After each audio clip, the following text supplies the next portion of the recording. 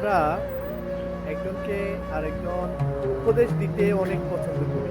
কিন্তু আসলে উপদেশ কেউ মানতে চায় না। আর উপদেশ দেয়াটাই মানা চেয়ে বেশি পছন্দ করি। রাসূল সাল্লাল্লাহু আলাইহি সাল্লামের একটি হাদিস থেকে আমরা এই শিক্ষা গ্রহণ করতে পারি। একবার এক ব্যক্তি রাসূলুল্লাহ সাল্লাল্লাহু আলাইহি সাল্লামের কাছে তার ছোট্ট শিশুটিকে নিয়ে আসলেন এবং বললেন, ইয়া রাসূলাল্লাহ, আমার বাচ্চাটি সবসময় মিষ্টি খেতে পছন্দ করে। কিন্তু আমার কাছে সবসময় টাকা না থাকার কারণে আমি তাকে সবসময় মিষ্টি খাওয়াতে পারি না।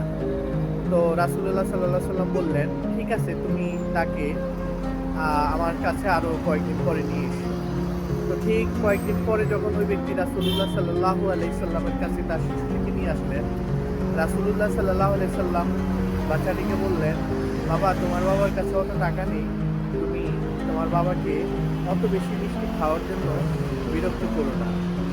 তখন রাসূলুল্লাহ সাল্লাল্লাহু আলাইহি সাল্লামকে ওই ব্যক্তি বললেন, ইয়া রাসূলাল্লাহ, আপনি তো এই কথাটি আমাকে সেদিনও বলতে পারতেন।